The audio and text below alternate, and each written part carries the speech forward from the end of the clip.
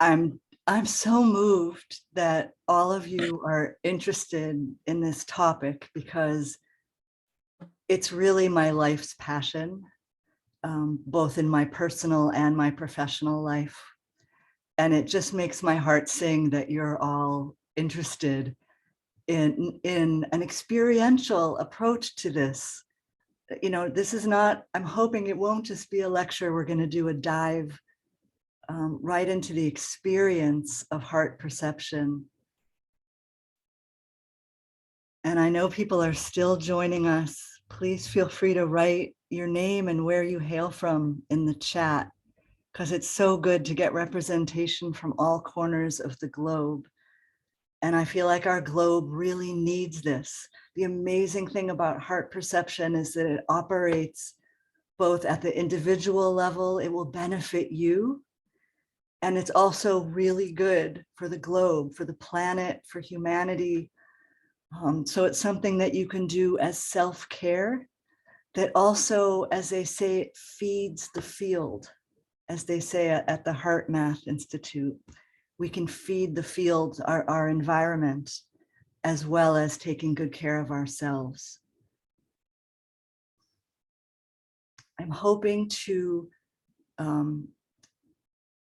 divide our time together, 90 minutes, into 3 roughly equal parts, but I'm open to shifting it a little. I've never presented the material this way before, so you can help me figure out what we're supposed to do together. My intention, roughly speaking, is that the first third be an introduction to this approach to heart perception. The second third, I'm hoping, will be an experiential, where I'll lead you through the basics of heart perception. And the last third is an opportunity for you to contribute comments, share your experience of our experiential dip into heart perception, ask questions. It can be whatever you make of it. So does that sound good? Great, great. The other thing I'll say up front is that I'm not a tech savvy person. So if there's anything that would help you hear me better, understand me better, if things aren't coming in clearly, or if I'm not expressing myself clearly, please raise your electronic hand and feel free to let me know, okay? Does everyone know how to raise your electronic hand? I think it's under reactions at the bottom of your screen. If yours is like mine, then there's a place where you can click raise hand.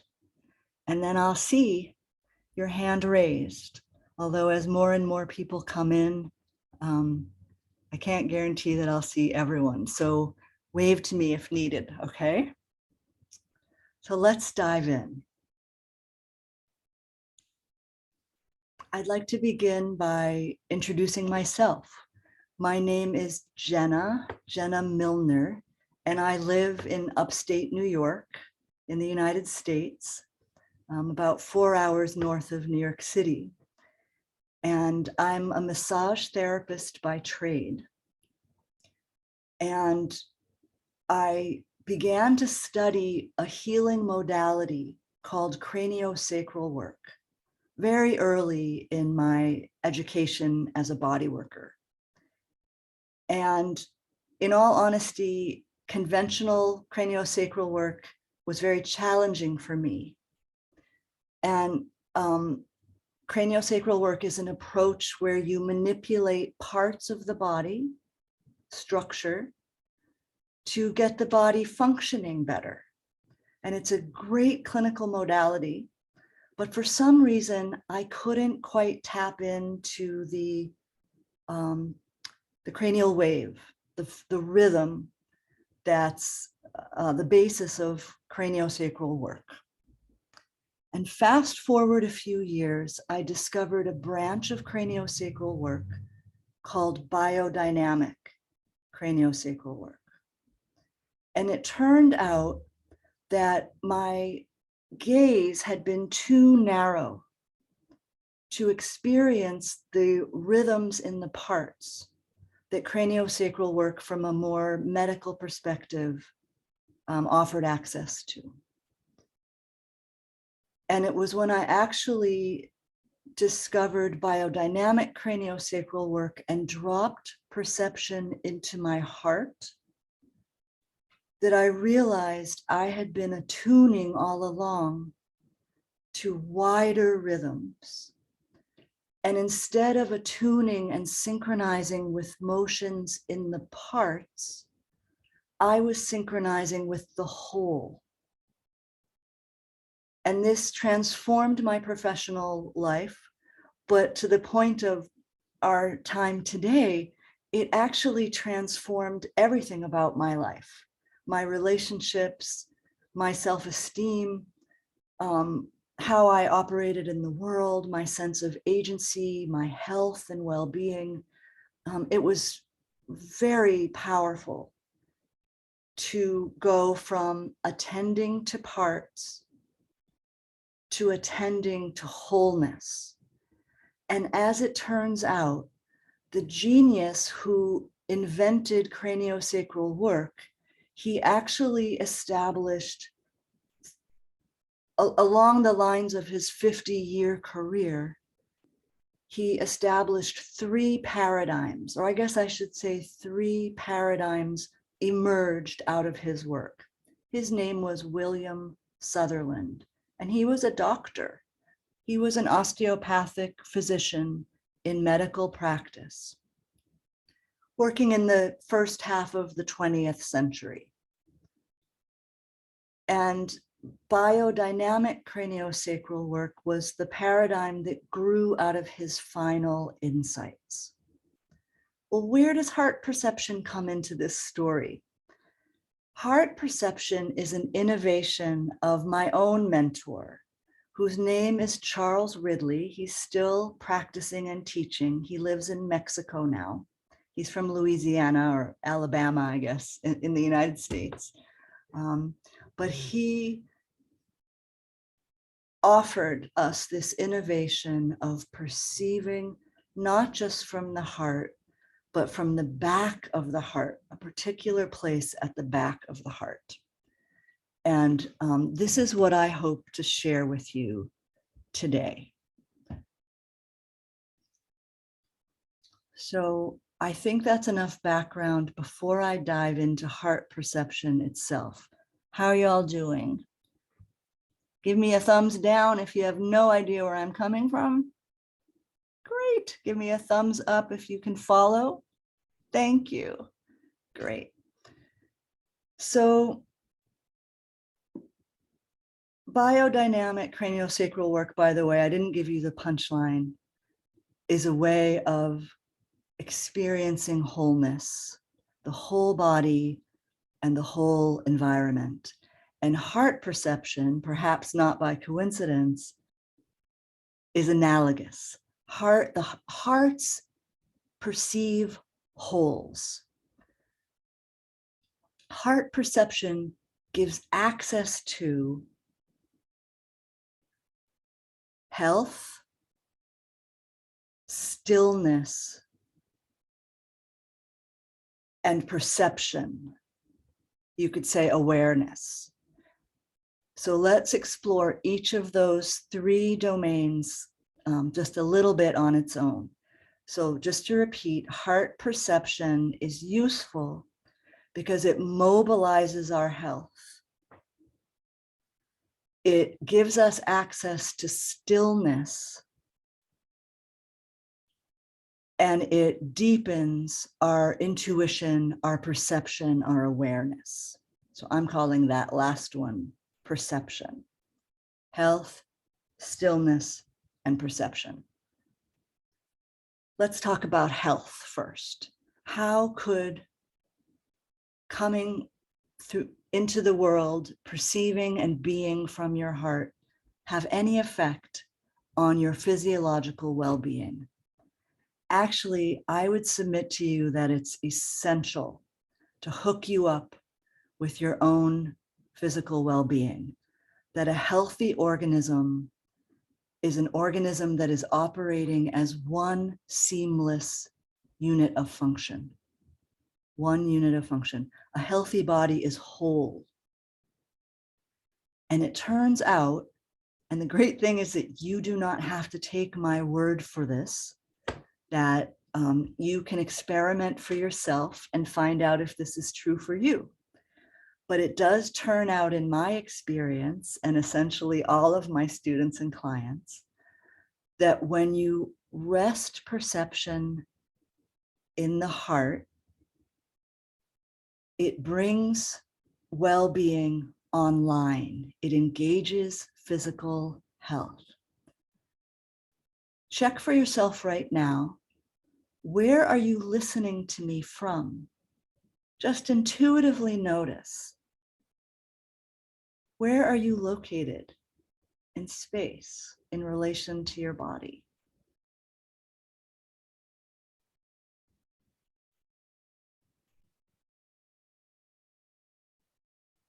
Maybe you could even write it in the chat, what you notice.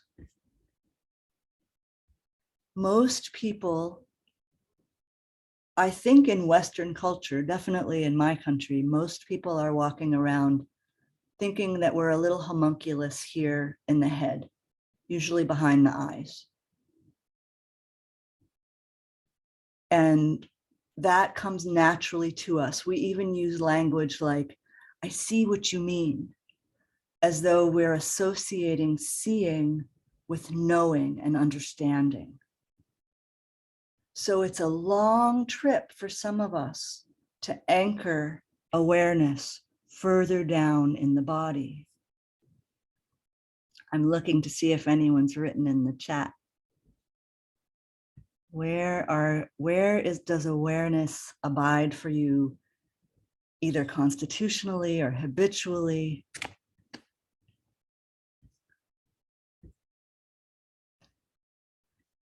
So a healthy organism operates as one whole, and not just one random chaotic whole, but one whole that references the deep core of the body, what in biodynamics we call the midline. And it actually derives from our origins as an embryo. The physical body as an embryo forms in relationship to the vertical axis.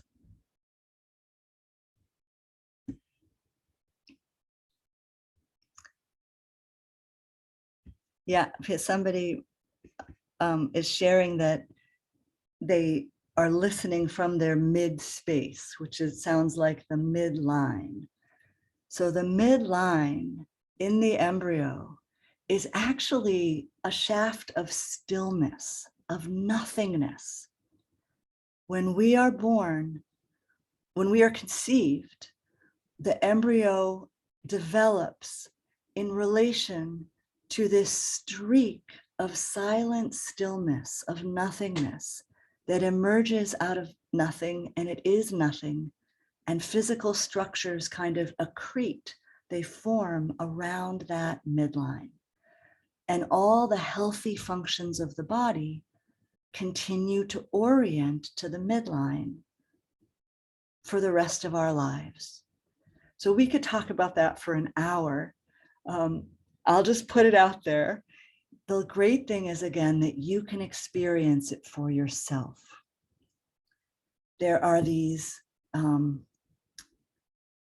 embodied landscapes that relate to the midline. They have different spatial dimensions, different substances, textures, different feeling tones, and different laws of healing. So back to why we're talking about this. When you rest awareness in the back of your heart,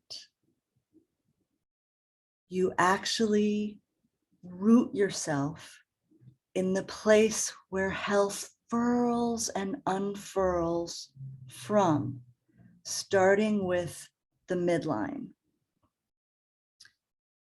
The healthy organism is an organism that takes up the space of the whole physical body.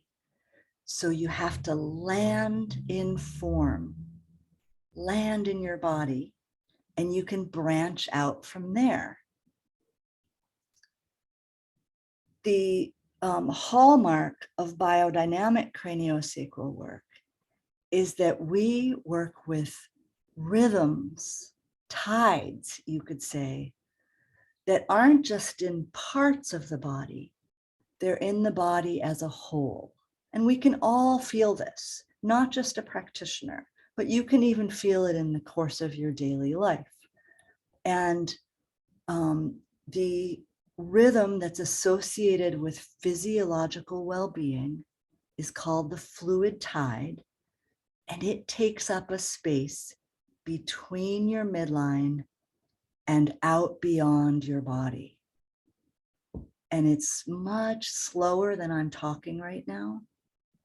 I'm just kind of saying these things, but if your tempo slows down and you rest at the back of your heart, you will naturally feel the fluid tide as an aspect of your health. And it requires you to inhabit your body and not be confined within your skin. Remember that the field of the heart is 5,000 times greater than the electromagnetic field of the brain. So your heart waves are actually taking up a vast space, and they're very, very strong. So they're not confined within your physical form. Just like radio waves or X-rays, we're emitting light, you could say. Who have I lost so far? You haven't lost me, but I do have a question. Great. This is fascinating. Thank you, Jenna. You threw that out like, and I'm supposed to know, but I'm like, what was that? So I don't know that about the field of my heart versus the field of my brain. Would you repeat that for me, please? Yeah, thank you for the question. The electromagnetic field of the heart is 5,000 times greater than the electromagnetic field of the brain. It's extraordinary. So apparently they can kind of clip a monitor to the tip of your pinky and it can be half falling off, and they can measure your heart's field. Whereas for the brain's field, they have to really tuck you into a net of electrodes and pay close attention. It's a wonderful fact. Yeah, thanks for helping me emphasize that. And you know, there's something obvious that I haven't said, which is that most of us think of the heart as a pump. It's just kind of inert matter that goes ka-chunk, ka-chunk, and it pushes the blood around the body. And in case you haven't noticed, my presentation is very much based on the heart being much more than just a mechanical object that's a pump.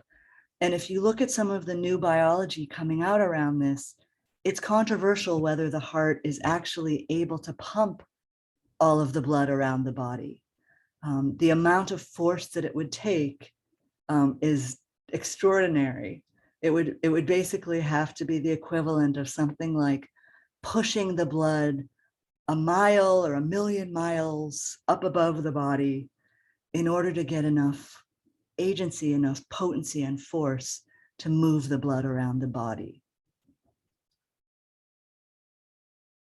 You know, I can already see that in order to capitalize on our time together and get to the experiential part, I'm going to need to leave a lot of stuff in the dust. So just know that I normally teach this material as part of an 8-hour day that is part of a 3-hour workshop that is part of a 3-year curriculum. So bear with me. We're just kind of going for this ride. And the most important thing is that you actually give yourself the opportunity to experiment for yourself and to know this for yourself. And the great thing about this material is that you don't have to take any of it on my authority. If you make this a practice, you're going to get all the answers you need from yourself. The basis of this work is that this is natural, it's inherent, it's our birthright. And if anything, we've been talked out of it or taught out of it. It's been inhibited by the tempo of our culture and the fact that most of us, frankly, are at the mercy of our nervous system. You know, we're held on a very, very short leash, following our beliefs around, following our conditioning around, following our habits. And this heart perception is a way of introducing novelty and beauty and magic and healthiness and augmented intuition and so much more I can't even say. It's actually a way of evolving us because, and I'll move on here to stillness. Heart perception gives us access to a dimension of being that is not limited by conditioning. And the place in our body that most expresses that and makes that possible is this little Alice in Wonderland magical place at the back of the heart that I'll try to lead you into when we shift into the experiential piece. So what is stillness? What am I talking about when I use that word stillness? We've just been talking about health. We took a tiny little dip into one form of health, which I called the fluid tide. And now we're leaping into something I'm calling stillness. But clearly, I'm not just speaking about physical stillness, right? Although that can be part of it. Physical stillness can help you experience this realm of the heart. But I'm not just talking about making yourself be physically still. I'm talking about the source of form, the place in us where our individual identity and our individual body actually rests back into formlessness, into the nothingness that embryo we spoke about comes out of. So in a way you could call stillness the mystery. I'm all for science. I am really into looking at scientific correlates to what I'm speaking about. But interestingly enough, science doesn't give me any answers. Science doesn't tell me, where did my body emerge out of? Like, okay, DNA and egg and sperm, but the embryo actually starts developing before there's any genetic material to inform its establishment, to inform its development. There's something else that we don't know about. At least our instrumentation and our best scientists haven't given us answers as of yet. Fortunately, we have personal experience, and in particular, a kind of meditative inquiry where we can follow our own experience to the very root. And by root, you could say, you could track and register experience back into the midline of the midline, which I'm calling the SA node of the heart. I know that's a new term I'm introducing. I call it the back of the heart to make it seem less intimidating and less medical. But one way of talking about it is with precision as the sinoatrial node of the heart, which is a tiny little crescent, a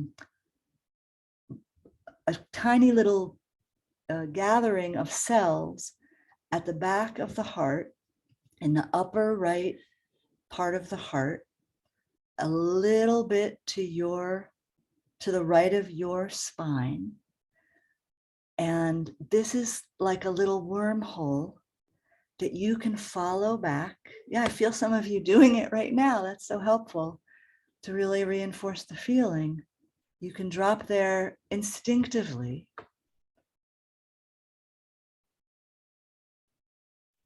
And it's like a swinging door between form and formless, between finite and infinite, between manifest and unmanifest. That's so helpful that some of you are bringing that in. Thank you. So I'll just be quiet for a moment. And it almost takes being like a little puppy that's nestling around in a little puppy bed, a little dog bed at the back of your heart. You know how a cat or a dog will circle around in their nest and just clunk down into just the right spot. So if you orbit around that location, the region, you can find yourself feeling quiet. You don't have to make an effort to be still because you're almost possessed by stillness in a delicious way, perhaps. It's an absorption or like a magnet that pulls you down. And it's deeply refreshing.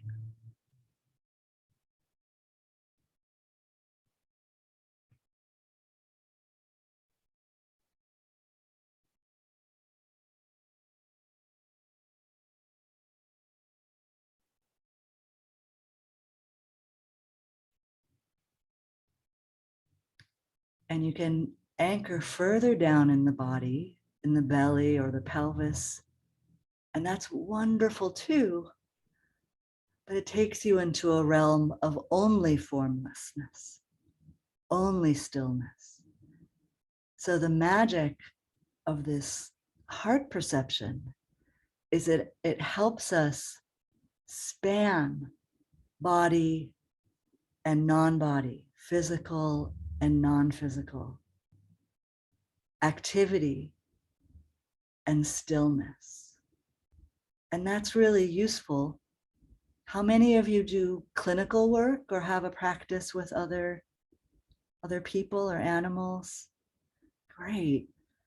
So this is a wonderful way to ground yourself in your work and still have access to the more than physical and the more than human by resting awareness at the back of the heart. Well, my goodness, I need to move on so that I can share with you a little bit about perception before we do our guided experience. Y'all hanging in there? Thank you for the thumbs up. Great. I really feel so many of you following me. It's wonderful to be with you. So we've spoken a bit about health in relation to the midline, in relation to the heart, in relation to the body, and wholeness. We've spoken a little bit about stillness and how this back of the heart place and heart perception can move your inquiry further around what is stillness? Where did I come from? Who am I? It helps you release your identification with form by backing up into the formless. And so it's wonderful for self-inquiry and meditation and getting quiet and being of service in that way. Stillness, I'm calling that. What about perception? How could heart perception further your awareness.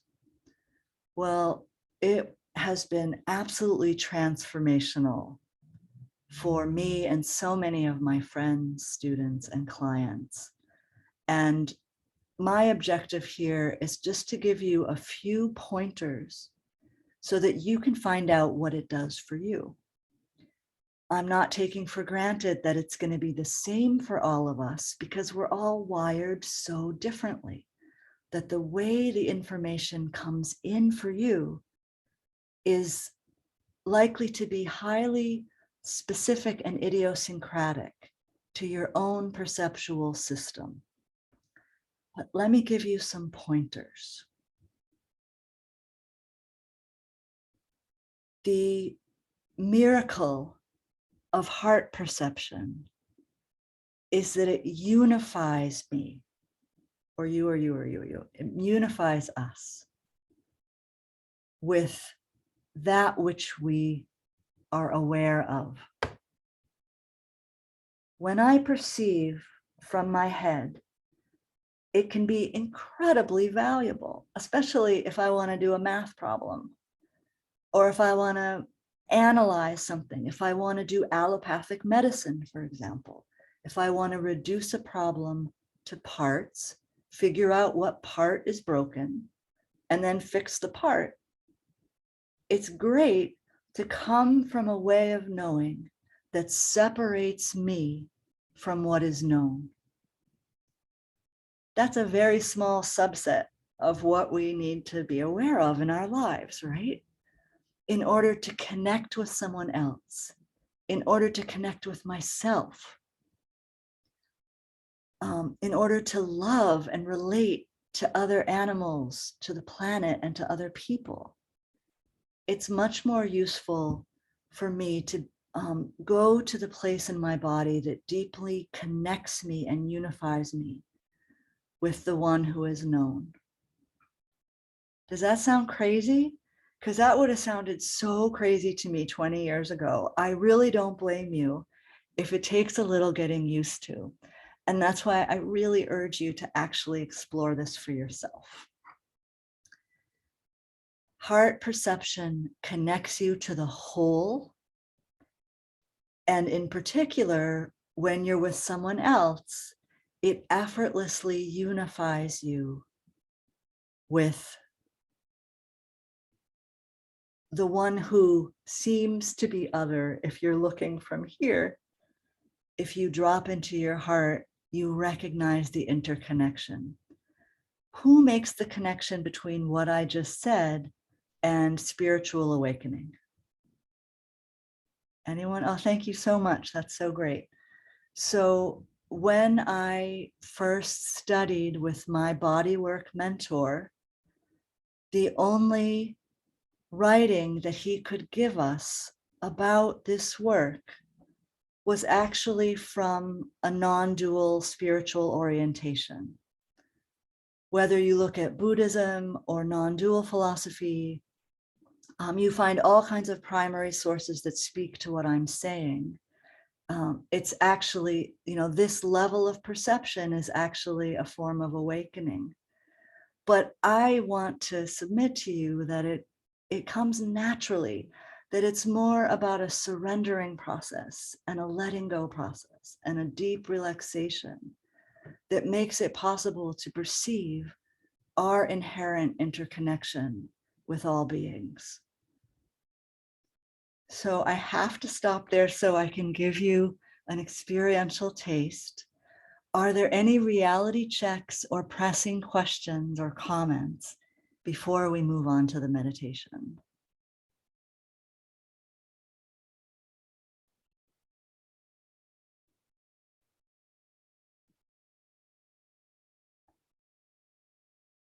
You're all game? Shall we play? Thank you for the thumbs up. Okay.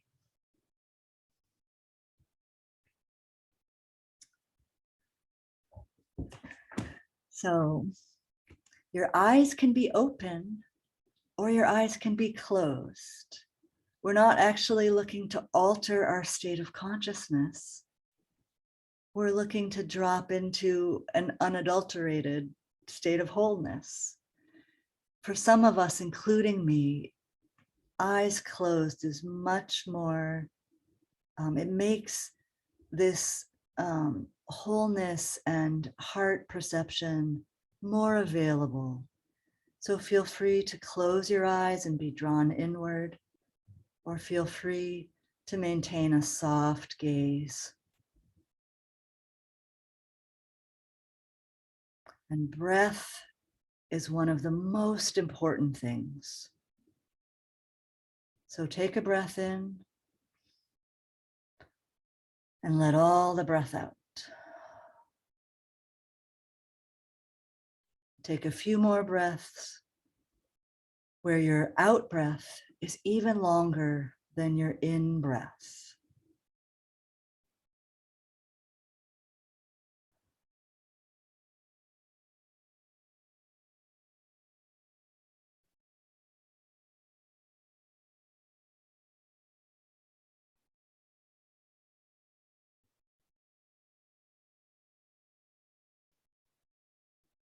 The great thing about breath is that it's always there.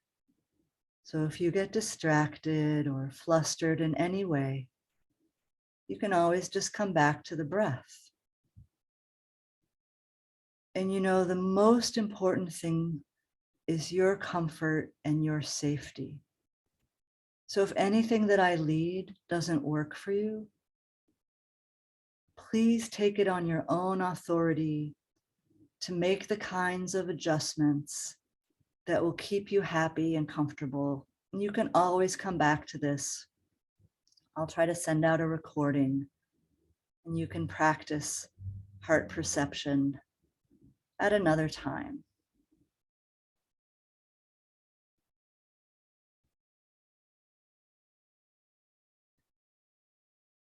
The basis of heart perception is that where you perceive from deeply matters. So let's start where you are. Where do you notice yourself right now? From where in space are you naturally inclined to hear sounds, to see visuals,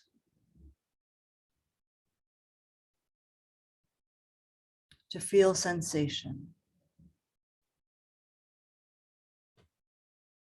Many of us are up in a control tower, up in the head. And if you are finding yourself there, it's really convenient because you can check it out for yourself. Notice what it's like for you. Is it comfortable?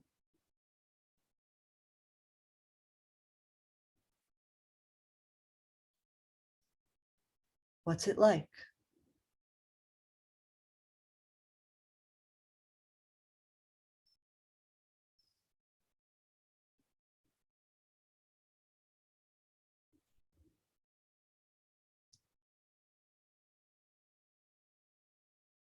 And now, no matter where perception is orienting from,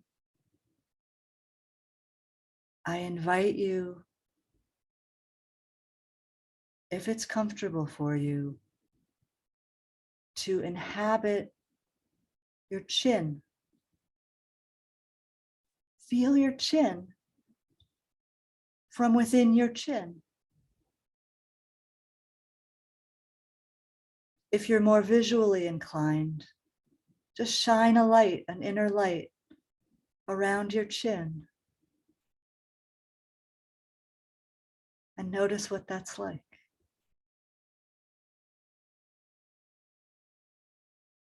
It's great, right? Often we can feel our chin. But what you'll probably notice is that you can only feel your chin. When you perceive from the chin, then you feel the chin. Unlike when you perceive, let's say, from your eyes, and you can try that now, Whether your eyes stay closed or stay open, notice how your eyes give you access to perceptions beyond your eyes, images or a sense of light or dark. Heart perception is more like that.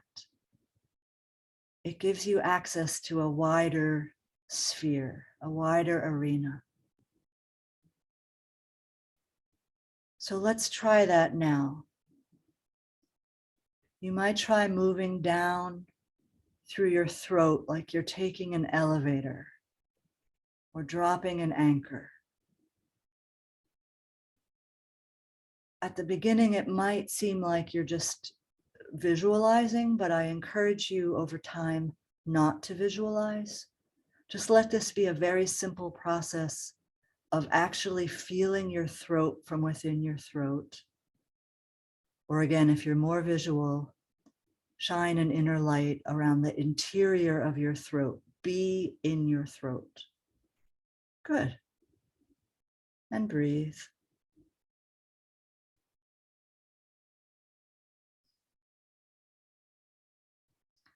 And now, if it works for you, relax awareness down into your chest.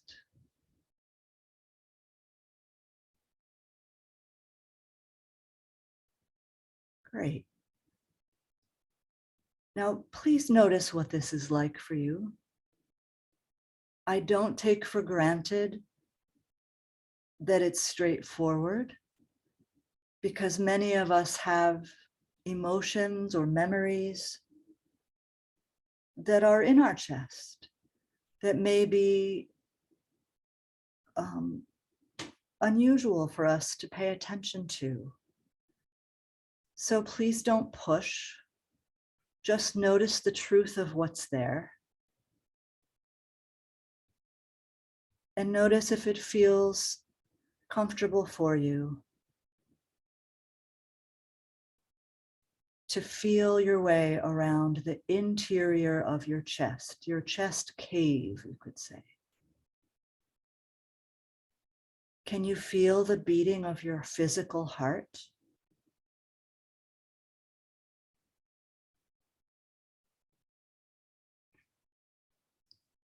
Can you feel your lungs expand with breath and then soften with your out breath?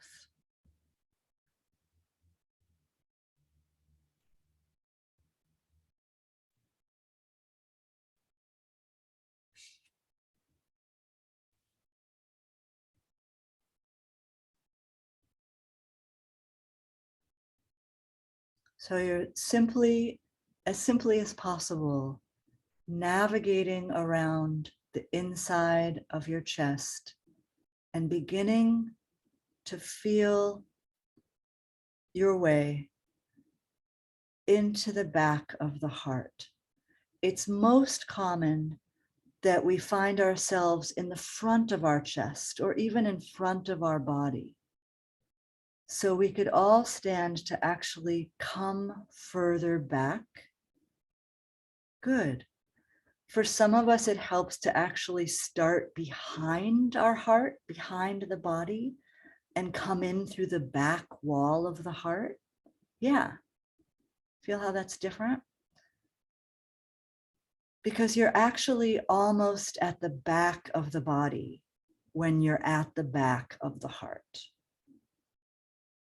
We think of the heart as being on the left-hand side of the body, but this upper right-hand place in the back is a finger's width to the right of the spine. So very far back and quite far to the right of the heart.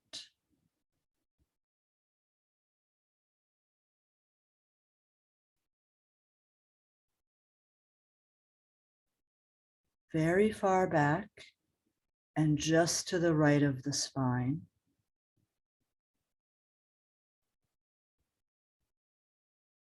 Now, what happens if you don't have a sense of your physical heart because your heart has joined with the whole?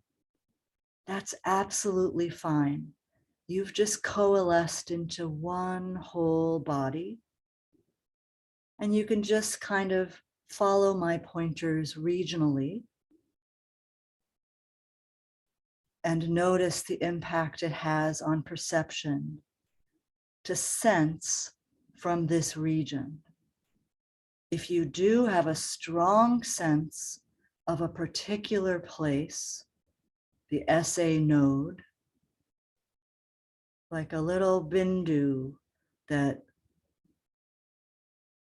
a wormhole that you can fall back and down through, then if you choose to let go,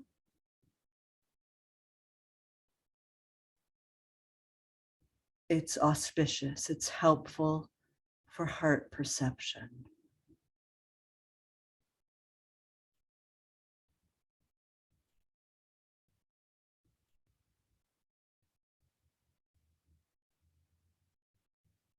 Notice if there's a silence or a stillness that feels more available now. It feels true to the environment that we're all co-creating, that the tempo is slowing, and we're dropping into an arena of greater freedom, quiet, and stillness. And no worries if you're still getting the hang of it. It might take a while, and it might not.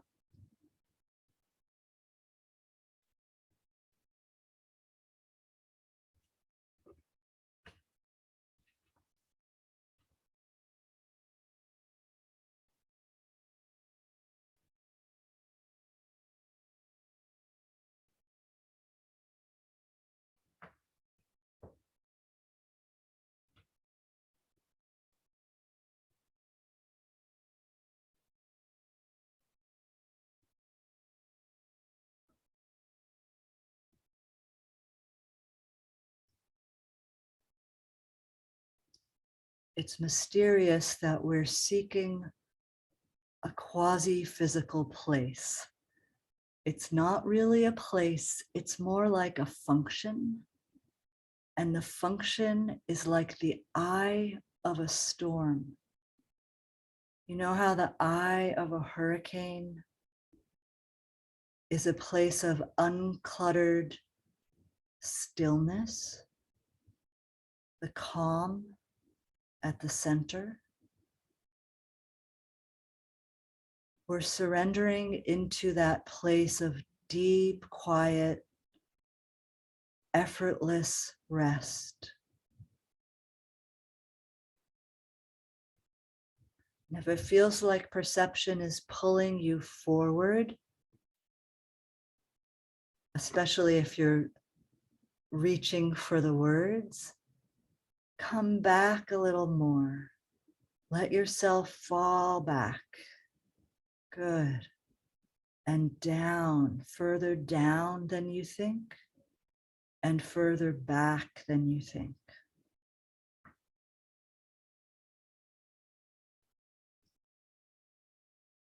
Good.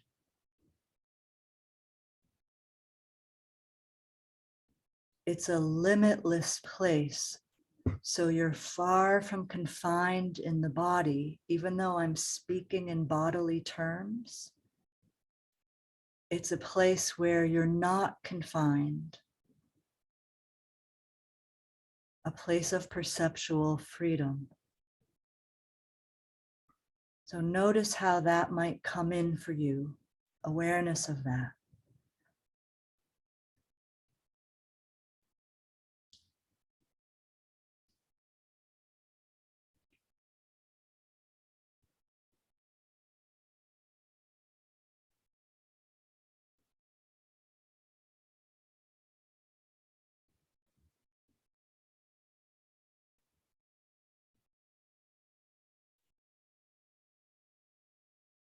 If you get confused, feel the body and feel the air around the outside of the body. And then let awareness fall back and down to the back of the heart. Here's one more pointer. Cultivate receptivity. Become like a satellite dish.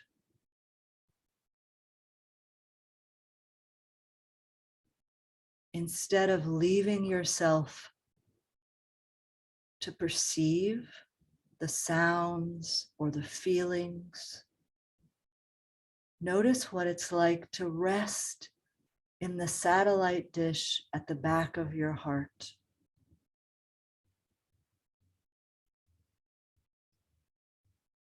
Let the information come to you.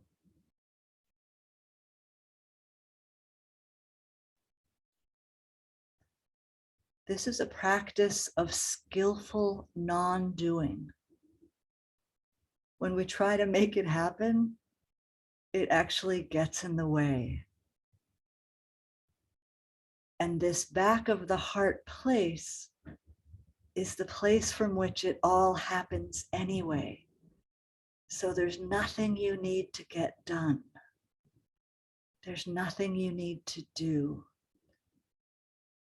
but rest and enjoy and receive. So that includes, don't try to be making your experience show up in any particular way. Simply be interested in the way it's already showing up.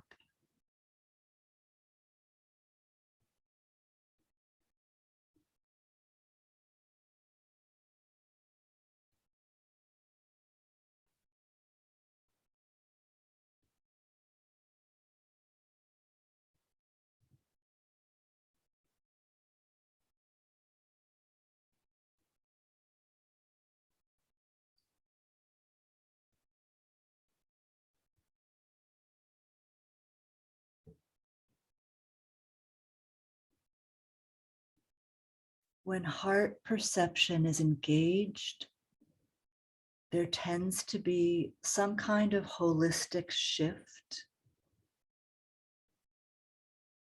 But it's the kiss of death if you go looking for it. And the feeling is so strong right now. Just notice what's already happening. Notice what it's already like.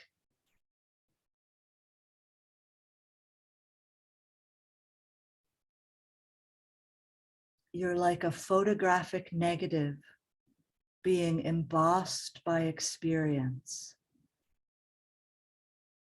The sounds, the feelings, the intuitions, they're arising without any need to reach for them. They become imprinted on your satellite dish. No effort required.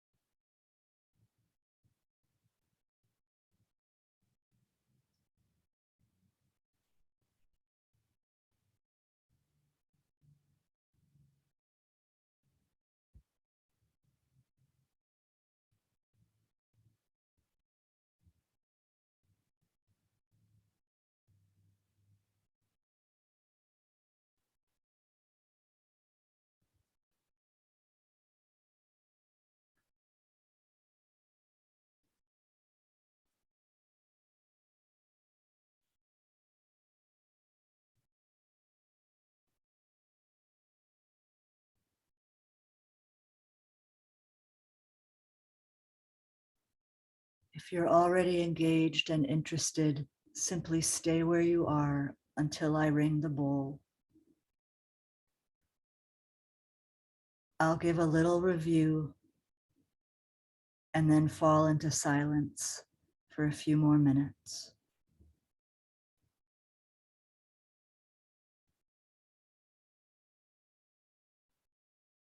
We're looking for a way of perceiving that's vivid and effortless. And we're calling the place in the body that gives primary access to that unified arena of perception. We're calling that the SA node, the back of the heart. The heart is mostly on the left, but a little bit of it brims over just to the right of the spine. And we're allowing awareness to abide there at the very back of the heart, very far back. And the way that we know we're there is idiosyncratic. We're still getting to know how it shows up for each of us.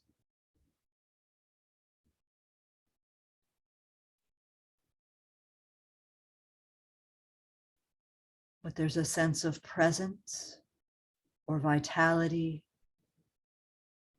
or your quality of perception shifts, or you're effortlessly experiencing slow, subtle, tidal forces, motion patterns that may be wider than the body itself.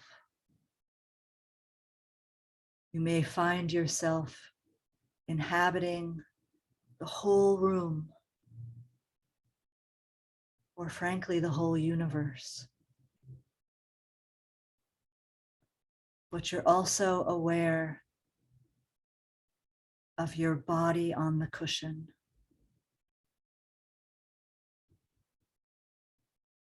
You might be able to feel your feet or your butt. You might just feel very calm and quiet.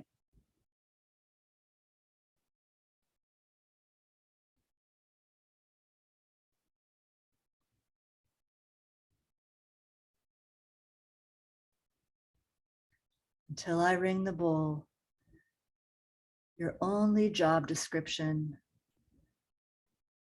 is to do as little as possible and just rest as the satellite dish, receiving and registering whatever arises in awareness. And notice, without any effort to make something happen with what you notice.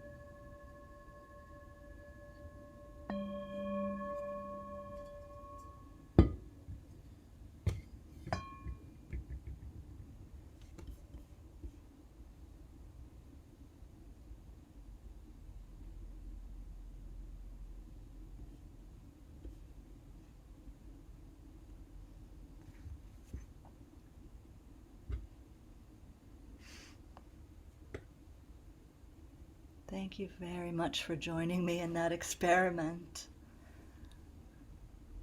The floor is yours. I welcome comments about your experience or questions. I also heard from a few of you in the chat, so I can respond to those comments as well.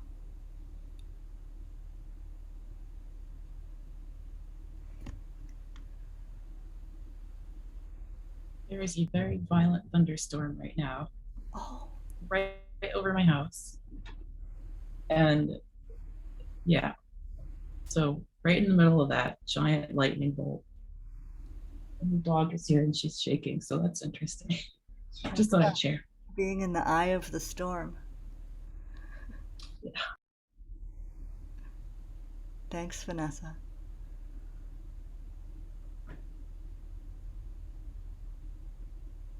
Oh, hello. Jess, can you unmute yourself? Excellent. Okay. Am I unmuted? Did I do okay? Okay.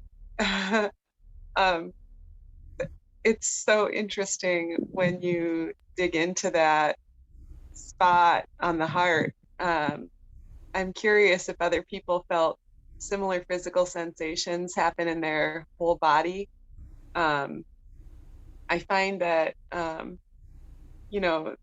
well, short story, last night I had a dream about meeting an older person who was like a meditation guide who touched me on my back in that spot, and it felt almost like electrical waves that went down through my appendages, and I had visions, and then I woke up and wrote it down, and then you started talking about that spot today, and I was just so curious, because when we did drop into it today, I had never thought about that spot on my body and that particular place of the heart. But to feel when we went into that zone, how much I did feel the tides or the electrical waves moving through my arms and my appendages. I almost felt like laughing. It was a very strange kind of reverberating sensation. And then, it kind of like led the way into this transition of wholeness, as you described, and kind of being able to drop into real stillness. So I'm just curious if anyone else felt almost silly, giddy, or like a surprise feeling. Thank you so much for sharing. I'll be curious to hear from others too about that. What a beautiful description. Sarah, Morgan Giles. Yeah, hi. Hi. So when I do this, working with clients, usually online, the satellite dish is such a good way of explaining it, because I can feel the electrical wave leaving me like concentric circles that get wider and wider as it moves away and out from my body. And so there's almost like, it's not a heartbeat, but there is a sense of a beat as that leaves the body. Sorry, I've got the sun coming in through the window in places. And there's also another sense of a beat as it comes back, as it bounces back to the satellite dish. So it was, and it's this sense of the circles is really, you feel yourself sort of projecting out into the universe, the heart resonance from behind the heart. Yeah, I just wanted to share that. Thank you so much.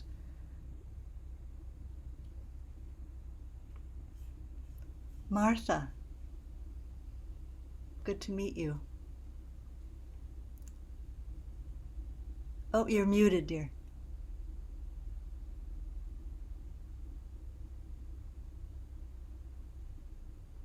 Yeah, there I am. Thank you. That was so beautiful.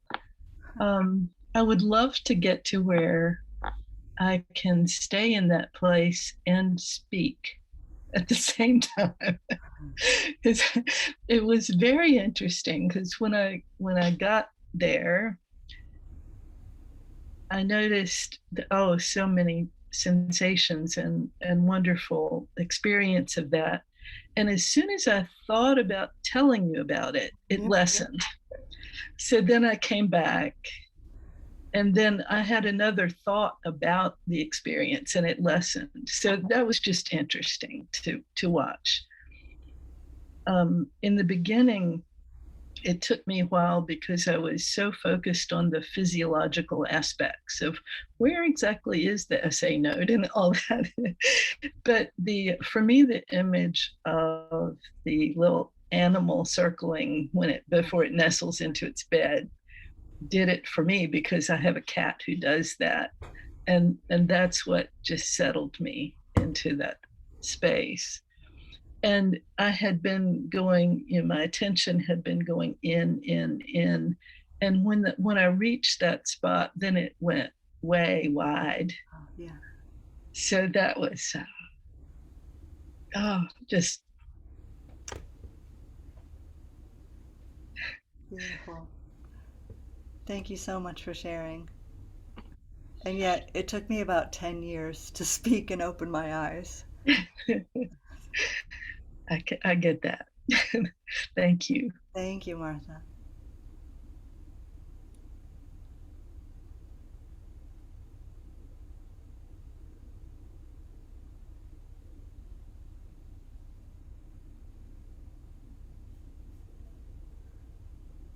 Anyone else want to share about your experience? Put a question on the table? Talk about laughing and giggling? I think Stephanie has a hand up. Stephanie, where are you? Oh, hi, please unmute yourself.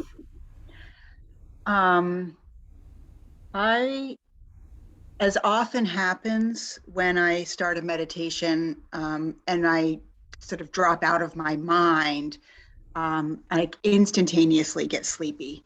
And so that of course happened. But I don't know if I found that particular spot that you were referencing, because of course I was trying to sort of like, okay, my heart is where? Because I'm not I don't do anatomy. I know where my limbs are, and that's about it. But I rested, my attention rested in the area, sort of the general vicinity. And it did sort of, it was like things sort of came into focus. My perception or awareness, or I'm not quite sure what the right word would be. Things just, it was like a clearing. It was like coming out of the woods into a big open field. And I could, like, even with my eyes closed, it felt like it got brighter. Yeah. So like when you come into into an open field, and then out of sort of a darker forest, that's kind of what it felt like. And my alertness all of a sudden arrived at the same time.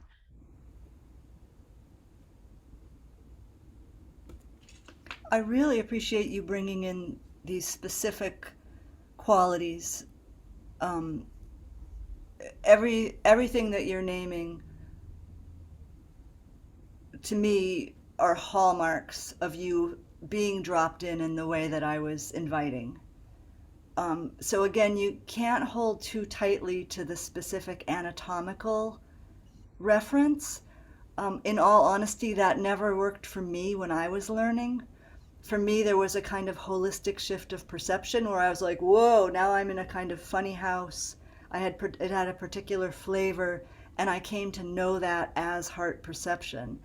And I feel like what you're describing, this open clearing, where you come out of the woods of activity and you back up into this open clearing where it's brighter. how many people practice biodynamic craniosacral work here? I have some colleagues, right? Yeah. Um, brightening is quintessential. I'm trying not to use jargon today, and I'm finding it really hard, but like to speak English, we're talking about currents of life.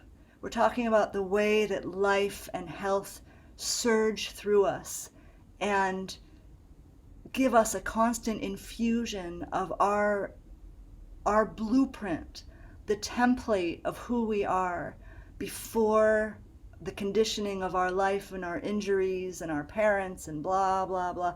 You know, this is a primordial state of being that we're tapping into, and we're calling it heart perception. And so the brightening that goes along with that is very significant because it's actually a current of light that saturates us bodily. And then the vividness for you, the way you got more alert, is an interesting feature. Because sometimes some of us will actually get kind of sleepy and dreamy, and some of us will experience gets more vivid and we feel more alert. But thank you for those details. They're really helpful and meaningful.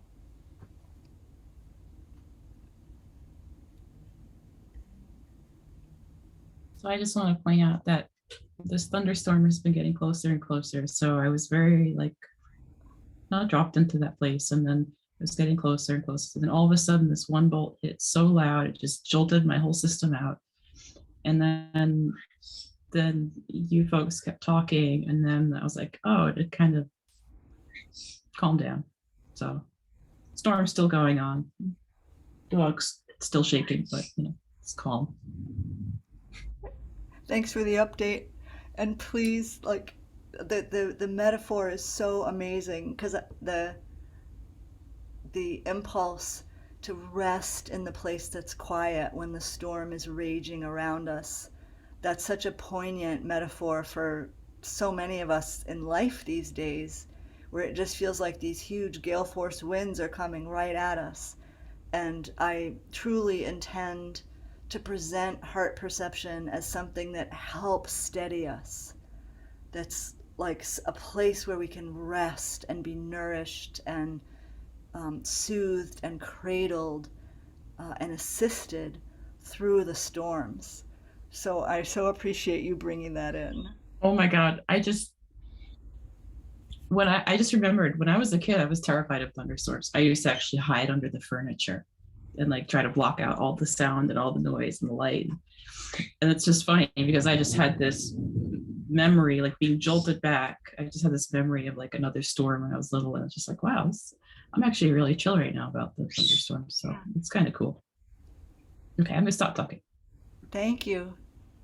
Stay chill. Manuela, can you unmute yourself? Sorry. I had my usual moment of falling asleep because I was so relaxed. And then my head came in and said, don't fall asleep. And then I thought, okay, how do I respond to that brain moment? And I thought, well, I will just localize that spot, because it really felt when I was going to sleep that I was sort of melted into a nothingness. And I didn't want to be in nothingness. I wanted to be in something nothing, you know, in some nothing. I mean, yeah. So finding that little spot again was really helpful, even though I wasn't exactly sure where it was, but I made sure not to use my head again to say, no, I don't think it's there. You think it's over? Maybe it's over there. No, I think it's over here. Anyway, it was just, you know, I don't know if it'll, if, you know, we'll see if that helps me in the future. But I found that interesting. And then I was just curious, you know, how do you function every day when you then move around after a meditation, and you interact with things? Can you sort of make that choice in that moment to go find your swing behind your heart? Are you asking that question of me? Yeah, sort of, Um, yeah. I would say that ultimately what happens as the stillness saturates more and more, and we familiarize ourselves and rest more and more deeply into it, awareness sees through us. So it's a little different from what you're saying. It feels more like on those days that I'm not managing the experience of perception, and I'm not moving my awareness to a place, but rather awareness is actually coming through the eye of the heart, let's say.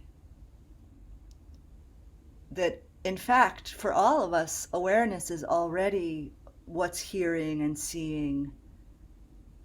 You know, we pretend that we have a lot of agency in this life, but I'm not fully convinced. Like there's something else that kind of has the wheel, you know? And so in terms of perception, that's true as well. I think, oh, I'm here in my mind and I'm perceiving this and I'm doing this and I'm managing my life this way. And by resting at the back of the heart, you're actually allowing this greater intelligence to reveal what needs to be revealed, to do what needs to get done. And so it's actually a path of profound non-doing. Skillful, but still non-doing. Does that make sense in relation to what you're bringing in? Yeah. Thank you so much. So glad to hear from you. Mike, can we hear from you? I had a pretty, you had mentioned sort of finding that place and then kind of letting go, and I felt like as soon as I slipped into there, I had a really intense a burst of perception. It wasn't too long ago, actually. I got my glasses and I put them on, and for like a day, every time I saw a text, it was like, oh my God, it was like jumping out at me, and it felt that way too. Like some breeze came in and it smelled very intensely the yellow of the flowers, and then I paid attention a little more. I don't know if this is true or not, but I felt like I could feel vibrations that were, thousands of feet above my head and, spread out into the earth. And I just, I feel like I was feeling things from yesterday. It was kind of a wild experience.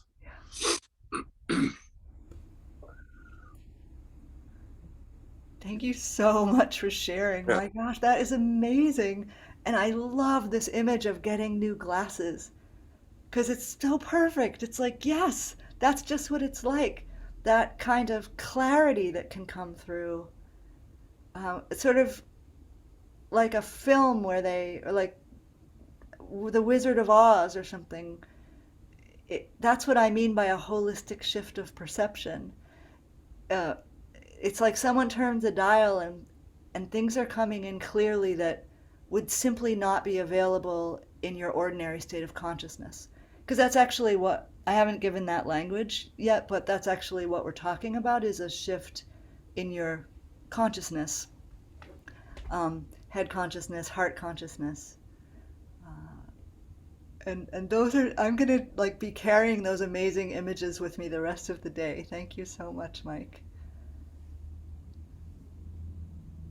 Gorgeous. And it reminds me of what Manuela was saying about melting into nothingness versus walking that knife edge between form and formlessness, because I feel like that was actually, I didn't answer that part of the question that you were raising, Manuela, but I don't think that we can necessarily make a choice. We can just practice with discipline and notice where it lands us. There were a few months where I was inadvertently working from my pelvis.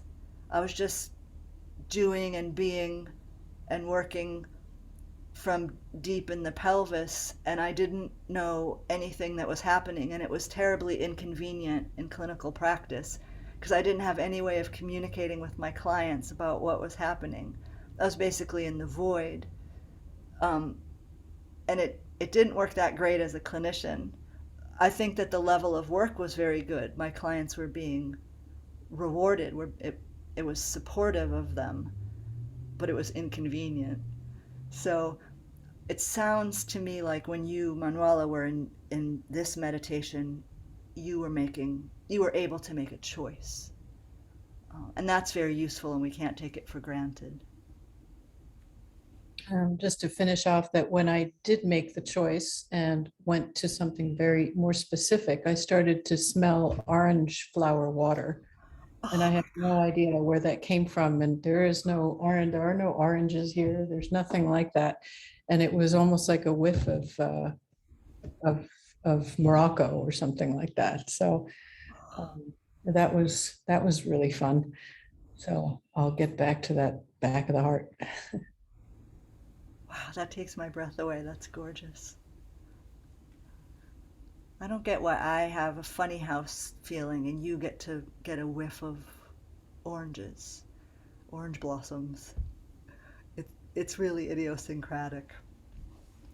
But some are more pleasurable than others. Meg, do you have a comment, question?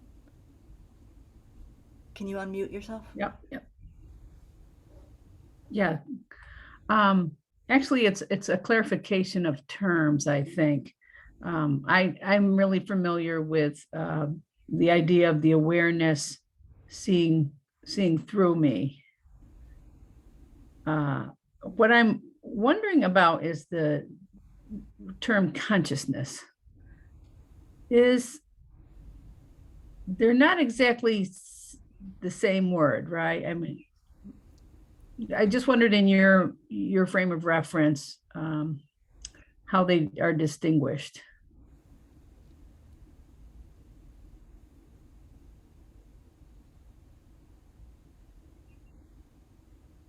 Did you freeze, Meg? Oh no, there you are. God, I love that question. I wish we had an hour now. Yeah, I know it's a big one. I would say I would say in this particular context, I'm comfortable having them be synonymous. Okay. But I'm very willing and interested in teasing apart the different connotations of awareness versus consciousness. Okay. That we could definitely talk about. I would say, just in a nutshell, consciousness to me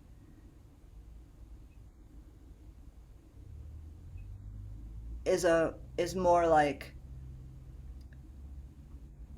tissue paper, and awareness is more like Kleenex. Like, do you know what I mean by that analogy? Yeah, I think that awareness is more specific. Or a form of consciousness. Yes, yes. Consciousness is bigger. Yeah. Awareness feels like the stuff of nothingness. Yep. And awareness feels like, yeah, I guess I don't have convenient No, words, but that helps kind of just clear up a little bit from what you're talking about. Thank you. And I would also take it not just with a grain of salt, but look for your own framing. Oh yeah. At the level that you're perceiving at, like, I'd love to hear your experience of the difference. Sure. Great. Okie doke. Thank you. Wow.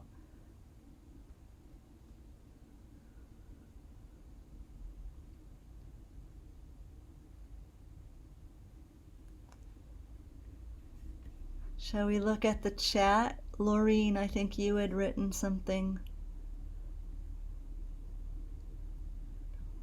Often I perceive from way up in my head and often have no awareness of my awareness to even track where I'm perceiving from. I'm so grateful that you brought this in. Where are you here? Can you raise your hand, Laureen? Oh, I see you were behind. Yeah, hi. Hi, good to meet you.